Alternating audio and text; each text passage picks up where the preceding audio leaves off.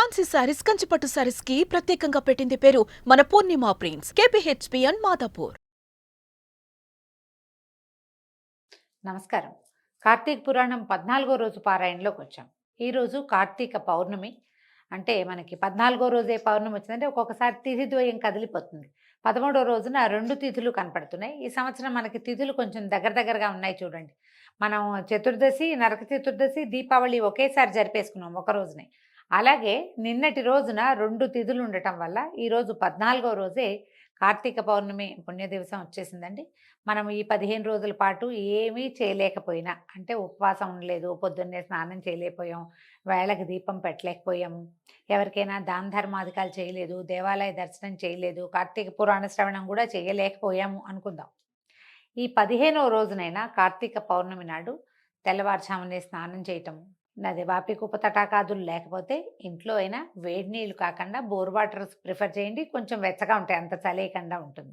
వాటిని స్నానం చేయటం. హరగంగే అని గంగా నదిని తలుచుకుని, గంగే చేమనే చేవ గోదావరి సరస్వతి నర్మదే సింధు కావేరి జలేస్మిన్ సన్నిధిం కురు అని ఇలాంటి ఒక శ్లోకాన్ని, లేదా మహానదుల పేర్లు గంగా, గోదావరి, కావేరి, కృష్ణవేణి, మనకు పేర్లు తెలుసు కదా, తుంగభద్ర, సరయు, అలా ఏవైనా సరే నదుల పేర్లు తలుచుకుని పొద్దున్నే తెల్లవారే స్నానం చేయండి. ఇంట్లో ఒక దీపారాధన చేసుకోండి, భగవత్ సన్నిధిలో చేసి తర్వాత తులసమ్మ దగ్గర కూడా దీపారాధన చేసుకోవచ్చు. కుదిరితే దేవాలయ దర్శనం చేయండి. ఏదైనా దానం చేయండి. ఇందులో మీరు వస్త్రదానం చేయొచ్చు, అన్నదానం చేయొచ్చు, ఫలదానం చేయొచ్చు, ఒట్టిగా తాంబూలం దక్షిణతోటి ఇవ్వచ్చు, ఏదైనా నువ్వుల లడ్డు లాంటివి ఏమైనా ఇవ్వచ్చు. తీయని పదార్థాలు ఏవి ఇచ్చినా తప్పలేదండి. ఏది ఇచ్చినా మంచిది, అన్ని ప్లస్సే మనకి. ఈ దానాధికం ఏదైనా నిర్వహించండి. పగలు ఉపవసించి రాత్రి భోజనం చేయొచ్చు, లేదా పగలే కొద్దిగా భోజనం చేసి రాత్రికి అసలు ఇంకేం తినకుండా, పౌర్ణమి అంటే చంద్రుడు ఆకాశ మధ్యంలో ఉన్నప్పుడు ఇంకా ఆహారం తీసుకోకుండా ఒట్టి ద్రవ పదార్థాలు తీసుకుని ఉపవాసం చేసుకోవచ్చు. తర్వాత ఈ మామూలుగా మనం ఏం చేస్తున్నాం, మొత్తం మన తెలుగునాటంతా కూడా కార్తీక పౌర్ణమి నాడు 365 ఒత్తులు వెలిగించడం.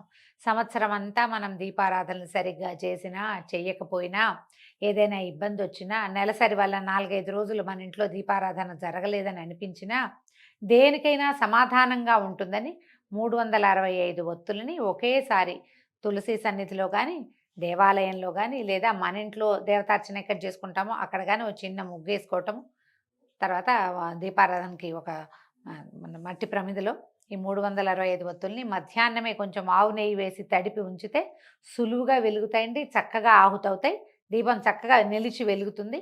మేము ఈ అవకాశాలను బట్టి చేయండి. నెయ్యి చాలా మంచిది ఆవు నెయ్యితో చేస్తే. కుదరకపోతే కొంచెం ఆవు నెయ్యి వేసుకుని అది మంచి నువ్వుల నూనెలో తోటైనా సరే తడిపి దీపారాధన చేసుకోండి. భార్యాభర్త ఇద్దరికీ చెరుకొకటి అని పెట్టుకునే వాళ్ళు కొంతమంది ఉన్నారండి. వాళ్ళ పద్ధతి ప్రకారం చేసుకోవచ్చు. ఒక 365 ఒత్తులు మన ఇంటికి ఒక దీపం అని అనుకుని చేసుకున్నా తప్పులేదండి, చక్కగా అది కూడా మంచిదే. మేము ఈ అవకాశాలను బట్టి కార్తీక పౌర్ణమి పర్వదినాన్ని సుసంపన్నం చేసుకోండి. పురాణంలోకి వద్దాం. ఇవాళ 14వ రోజు పారాయణలో ఉన్నాము. అనంతరము అంబరీషుడు, అంటే సుదర్శన చక్రతాళ్ వారు వెళ్ళిపోయిన తర్వాత అంబరీషుడు దూర్వాస మహామునికి నమస్కరించి, ఓ మహాముని, నేను బహు పాపాత్ముడను, ఆకలితో ఉండి అన్నానికై ఇంటికి వచ్చిన నిన్ను అలసట పాలు చేసిన మందభాగ్యుడును, అయినా కూడా నా యందు దయతో మరలా నా ఇంటికి అతిథిగా వచ్చావు. దయచేసి నా ఇంట విందారగించి నా ద్వాదశి పారణని పూర్తి చేసి నా సర్వదోషాలను ఉపశమింపచెయ్యి అని పరిపరి విధాలుగా ప్రార్థించాడు. దూర్వాసుడు అంబరీషుడిని తన చేతులతోటి లేవనెత్తి, రాజా, ప్రాణదాతను తండ్రి అంటారు. ఇప్పుడు నువ్వు నా ప్రాణాలని కాపాడడం వల్ల నాకు పితృస్థానీయుడు అయ్యావు, తండ్రిగా భావించాలి. అయితే నిజానికి నేనే నీకు నమస్కరించాలి, కానీ బ్రాహ్మణులను, తాపసిని, నీకన్నా వయోవృద్ధుణ్ణి అయిన కారణంగా నా నమస్కారం నీకు కీడు కలిగిస్తుందే కానీ మేలు చేయదు. అందువల్ల నీకు నమస్కరించట్లేదని ఏమీ అనుకోవద్దు నాయన. నేను నిన్ను చాలా కష్టపెట్టాను, అయినా నువ్వు నాకు ప్రాణభిక్ష పెట్టావు. నీ వంటి ధర్మాత్మునితో కలిసి భోజనం చేయటం మహద్భాగ్యం నాది అని చెప్పి అంబరీషుడి యొక్క ఆతిథ్యాన్ని స్వీకరించాడు. ద్వాదశి పారణని అంబరీషుడితో కలిసి చేశాడు. తన ఆతిథ్యాన్ని స్వీకరించి విష్ణు భక్తుల మాహాత్మ్య ప్రకటనార్థం పరీక్షకునిగా వచ్చిన దూర్వాసుడు ఆ సత్కార్యం పూర్తి కావడంతో తన ఆశ్రమానికి తరలి వెళ్ళిపోయాడు. విష్ణు భక్తి కలిగిన వాడికి ఎలాంటి భగవత్ సాక్షాత్కారం లభిస్తుందో ఈ కథ వల్ల ప్రజలకి తెలియజేయటం కోసమే దూర్వాస మహాముని ఇతని అంబరీషుడి యొక్క ధర్మనిష్ట ఎలా ఉందో పరీక్షించి లోకానికి తెలియజేయటం కోసం దేవతల పనుపునే వచ్చాడని కూడా ఒక కథనం కనపడుతుందండి. పరీక్ష ముగిసింది, భోజనం చేసి ఆయన వెళ్ళిపోయాడు. కాబట్టి కార్తీక శుద్ధ ఏకాదశి నాడు ఉపవాస జాగరణలు చేసి, ద్వాదశి నాడు దానాదులను ఏదైనా దానం చేయటము, ఎవరికైనా భోజనం పెట్టటము, లేదా మోయనివ్వటము అంటే స్వయం పాకం ఇవ్వటము, దాన్ని అట్లా నిర్వర్తించి బ్రాహ్మణ సమేతుడై ద్వాదశి ఘడియలు దాటకుండా పారణం చేయటం వల్ల అన్ని పాపాలు అంతరించిపోతాయి. దానం చేసి భోజనం చేయమంటున్నారండి. అవకాశాన్ని బట్టి చెయ్యండి, ఎలా కుదిరితే అట్లా. ఈ పుణ్యగాథను చదివించినా, రాసినా, వినిపించినా, వినినా కూడా ఇహంలో సర్వసౌఖ్యాలని పొంది పరంలో ఉత్తమ పదాన్ని పొందుతారు. చెప్తున్న నేను, వింటున్న మీ అందరికీ కూడా మోక్షం లభిస్తుందని కార్తీక పురాణం చెప్తోందండి. తర్వాత చూద్దాం. పూర్వోక్త విధంగా సూతుడు వినిపించిన కార్తీక మహాత్మ్యాన్ని విని శౌనకాది ఋషులు, మహాభాగ కలియుగ కల్మషగతులు, రాగాది పాశయుక్త సంసారగ్రస్తులు అయిన సామాన్యులకి సునాయాసంగా లభించే పుణ్యమేది? అన్ని ధర్మాల్లోనూ అధికమైనదేది? దేవతలందరిలోకి దేవాధిదేవుడెవరు? దేనివల్ల మోక్షం కలుగుతుంది? మోహం దేనివల్ల నశిస్తుంది? జరామృత్యు పీడితులు, జడమతులు, మందులు, ధర్మ విచారణ సరైనదిగా తెలియని వారు అయినటువంటి ఈ కలికాలపు ప్రజలు తేలిగ్గా తెములుకుపోయే తెరువేమిటి అని అడిగారు. ఇది చూడండి, ఈ ప్రశ్నలన్నీ మన కోసమేనండి. ఎలా మోక్షం వస్తుంది? మోక్షం సంగతి పక్కకు పెడితే ముందు అసలు మనం ఎక్కడి వాళ్ళం, ఎక్కడి నుంచి ఎక్కడికి వచ్చాము, ఎక్కడికి వెళ్ళబోతాము, ఇదంతా ఎట్లా తెలియడం, మనకి ఎట్లా అర్థమవుతుంది? మనకు సాధారణంగా ఏం తెలుస్తుందండి, చిన్నప్పుడంతా నన్ను హాస్పిటల్ నుంచి తెచ్చారని నమ్ముతాం. మనం హాస్పిటల్ నుంచి తెచ్చారు, అమ్మ గర్భము అవి మనకు అర్థం కావు. ఒక వయసు వచ్చాక తెలుస్తుంది. అమ్మా నాన్నలకి పుట్టామనుకుంటాం. ఈ అమ్మా నాన్నలకి పుట్టకముందు మనం ఎక్కడున్నాము అనేది మనకు తెలియదు. పోనీ మరణించారు తండ్రులో తాతలో మరణాలు చూస్తాం. మరణిస్తే వాళ్ళు కదలకుండా ఉండిపోవటము, వాళ్ళని తీసుకెళ్ళి ఎందులో అయినా కలిపేయటం, ఏమైనా పంచభూతాల్లో కలిపేస్తాము. ఈ పంచభూతాల్లో కలిసిపోయింది ఎవరు? ఇందులో ఇందుకు ముందున్న కదలికగా ఉన్నవాడెవడు? వాడెక్కడికి వెళ్ళాడు? అతను ఏం చేస్తాడు? అతను ఎక్కడ పుడతాడు? మళ్ళీ ఈ రకమైన విచారణ మనకి ఎప్పుడైనా ఉంటుందండి? ఏముండదు. అందులో సైన్స్ లేదు, సోషల్ లేదు, అంచేత మనం ఏ విచారణ చేయము. ఏ విచారము లేకుండానే సాధారణంగా 99% జీవులు కడతేరిపోతూనే ఉంటాయండి. పశుపక్షాది జంతుజాలానికి ఏమీ తెలీదు. వాటి జీవితం ఎలా ఉన్నాయో ఋతువుల ప్రకారం అవి ఏం చేయాలో అవి చేసి వాటి ప్రకారం వెళ్ళిపోతాయి. మనుషులకు ఋతువులు లేవు, బాగా విచారణ ఉంటుంది, ఎంతో కొంత, బాగా కాబట్టి కొంత ఉంటుంది కదా.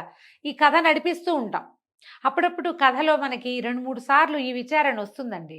ఏదైనా ప్రసూతి వైరాగ్యము, తర్వాత శ్మశాన వైరాగ్యము కలిగినప్పుడు. ప్రసూతి వైరాగ్యం అంటే ఈ పిల్లలు పుడుతున్నప్పుడు ఆడవాళ్ళు చావు కేకలు పెడుతుంటే అప్పుడు ఒకసారి ప్రసూతి వైరాగ్యం వస్తుంది మనకి. ఎవరైనా మరణించినప్పుడు శ్మశాన వైరాగ్యం వస్తుంది. అప్పుడు ఒక విచారణ మనసు లోపల వస్తుందన్నమాట. మనం ఏమిటిది, ఈ జీవితం ఇంత బుద్భుతప్రాయంగా ఉందేంటి అనిపిస్తుంది ఒకసారి. ఏమిటి, ఒక ప్రాణం పుట్టాలంటే ఇంకోటి ఇట్లా చచ్చేంతకే బాధపడాలా అని కూడా అనిపిస్తుంది. కానీ ఆ క్షణం గడిచాక, సంతానం కలిగాక, పిల్లలకు శిశువును చూశాక ఈ ప్రసూతి వ్యవహారాన్ని తల్లులు మర్చిపోతారు, ఆ విని బాధపడి విచారించిన వాళ్ళు మర్చిపోతాం. శ్మశాన వైరాగ్యం తెల్లవారేసరికల్లా అన్ని పనులు వచ్చేస్తాయి, అన్ని రకాల పనులు. సమాధానాలు చెప్పాలి, వాళ్ళకి వీళ్ళకి చెప్పాలి, వచ్చిన వాళ్ళకి సమాధానం చెప్పాలి, ఇల్లు వాకిలు చూడాలి, కర్మకాండలో ఏమిటో అవన్నీ నడిపించాలి. విచారిస్తూ కూర్చుంటామంటే విషయం నడవదు కదా. ఇక విచారణ లేదు, తాత్కాలిక వైరాగ్యాలు మాత్రమే వస్తాయి.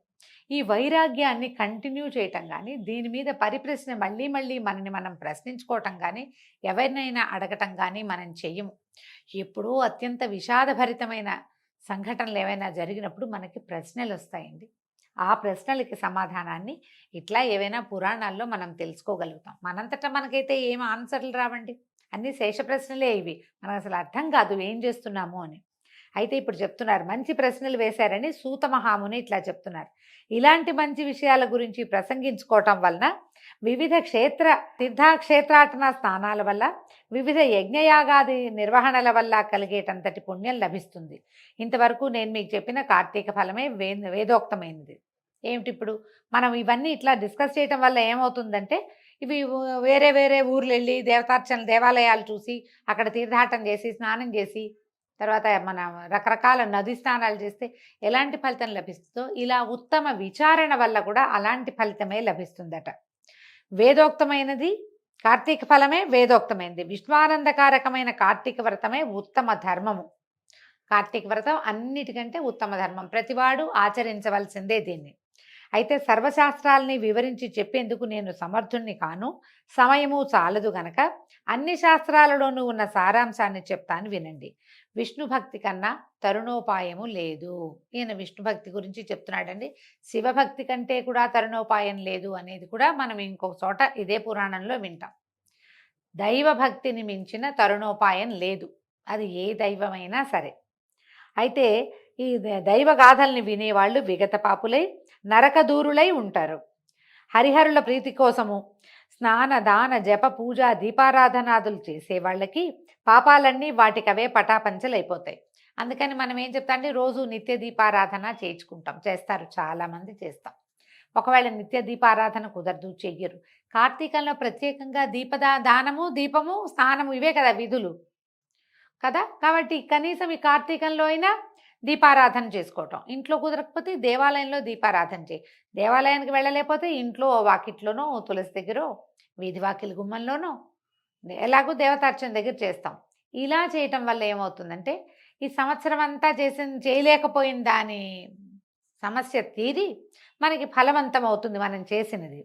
ఇంకా అక్కడి నుంచి స్నానం మనం నిత్యం చేసేదే, రోజు స్నానం చేస్తాం కదా. ఈ రోజు స్నానం చేయలేని దేశాల వాళ్ళది కథలు మనకు తెలియవు, అసలు మన పురాణాల్లో అవి లేనే లేవు. అందరూ స్నానం చేయాల్సిందే. ఎవడైతే స్నానం చేయడో వాడు మ్లేచ్ఛుడు, వేదవాక్యుడు అని చెప్తారు. నిత్యము స్నానం చేయాలి. ఈ నిత్యం చేసే స్నానాన్ని ఏదో 8కో 9కో 10, 11కో కాకుండా ప్రాతకాలానికి ముందే గనక స్నానం చేసి, స్నానం చేశాక నువ్వు అలవాటుగా చేసేటువంటి దీపారాధనని తెల్లవారుజామునే సూర్యోదయాత్ పూర్వమే కనుక చేసేస్తే ఈ ఒక్క నెల రోజులు చెయ్యి, నువ్వు ఈ సంసార సాగరాన్ని దాటగలుగుతావు, సులువుగా ఈ కథని నడపగలుగుతావు. ఇది పనిచేస్తుంది. ఇది ఈ ధర్మం ఇలా నడుస్తుంది. రేపొద్దున ఫర్దర్గా ఇంకా సమస్యలు రాకుండా, జీవితం అంటేనే సమస్యలమయం కదా, ఇన్ని కెరటాలు రాకుండా ఏదో తేలికపాటి పిల్ల కెరటాల మధ్య ఉయ్యాలలుగుతూ జీవితం ముందుకెళ్ళిపోతుంది. అయితే సూర్యుడు తులారాశి యందుండే నెల రోజులు కూడా విడవకుండా కార్తీక వ్రతం ఆచరించే వాళ్ళు జీవన్ముక్తులవుతారు. కార్తీక వ్రతాన్ని చేయని వాళ్ళు కుల మత వయో లింగభేదరహితంగా అంధతామిశ్రం అనేటువంటి నరకాన్ని పొందుతారు. నరకాన్ని పొందుతామో పొందమో అది వేరే సంగతి అండి. పురాణంలో మాత్రం క్లియర్గా ఖచ్చితంగా మీరు ఇది తెలిసి, ఇది కార్తీక మాసం అని తెలిసి కూడా మీరు మాంసాహారం భోజనం చేస్తే నరకం తప్పదు. ఉల్లిపాయ తినకూడదు ఈ 4 పర్వదినాల్లో అయినా తిన్నాము, నరకం తప్పదు. స్నానం చేయాలని తెలుసు, లేచాం పొద్దున్నే ఏ ఫోనో చూసుకుంటూ కూర్చున్నాం, నరకం తప్పదు. అట్లా అన్నమాట. చేయవలసిన విధిని తెలిసి కూడా మానేస్తే తప్పకుండా నరకం వస్తుంది. తెలిసి ఎంతో కొంత చేయగలిగితే కొంచెం అందులోంచి బయటపడతామన్నమాట. కార్తీకంలో నదీ స్నానం చేసేవాళ్ళు, అందున కావేరీ నదీ స్నానం చేసిన వాళ్ళు దేవతలతో కీర్తించబడతారు, విష్ణులోకాన్ని చేరతారు. మనం గంగా, గోదావరి, కృష్ణ, ఎక్కడ తుంగభద్ర ఎక్కడైనా నదీ స్నానం చేయొచ్చండి. కావేరిలో చేసిన వాళ్ళు విష్ణు లోకాలకు చేరతారు. మిగిలిన నదుల్లో చేసిన వాళ్ళు కూడా తప్పకుండా పునర్జన్మరహితమైనటువంటి స్వర్గద్వారాలను చేరతారట. తర్వాత విష్ణువార్చన, కార్తీకంలో స్నానం చేసి విష్ణువార్చన చేసిన వాడు వైకుంఠాన్ని పొందుతాడు. కార్తీకంలో స్నానం చేసి లింగార్చన చేసిన వాడు శివసాయుజ్యాన్ని పొందుతాడు. ఈ వ్రతాచరణ చేయని వాళ్ళు 1000 సార్లు చండాలపు జన్మల పాలవుతారు. ఇది క్లియర్, అంటే చేయాల్సిందేనని బలవంతం కోసం చెప్పబడిన వాక్యాలండి ఇవి. సర్వశ్రేష్టము, హరిహర ప్రీతిదాయకము, పుణ్యకరము అయిన ఈ వ్రతాచరణము దుష్టులకు లభించదు. సూర్యుడు తులారాశిలో ఉండగా కార్తీక స్నాన దాన జప పూజాదులు చేసేవాళ్ళు సర్వదుఃఖ విముక్తులై మోక్షాన్ని పొందుతారు. దీపదానము, కంచుపాత్ర దానము, దీపారాధనము, ధన ఫల ధాన్య గృహాది దానాలు అమిత పుణ్య ఫలప్రదాలు. కార్తీక 30 రోజులు కార్తీక మహాత్మ్యాన్ని వినినా, పారాయణ చేసినా, వినిపించినా కూడా సకల పాపాలు నశించిపోతాయి, సంపత్తులు సంభవిస్తాయి, పుణ్యాత్ములు అవుతారు. ఇన్ని మాటలు ఎందుకు? హరిహరులకు ప్రీతిపాత్రమైన కార్తీక వ్రతాచరణ వల్ల ఇహపర సుఖాలు 2 కూడా కలుగుతాయి. దీంతో 14వ రోజు పారాయణ పూర్తయిందండి. రేపు ఉదయం 15వ రోజు మళ్ళీ కలుసుకుందాం. నమస్కారం.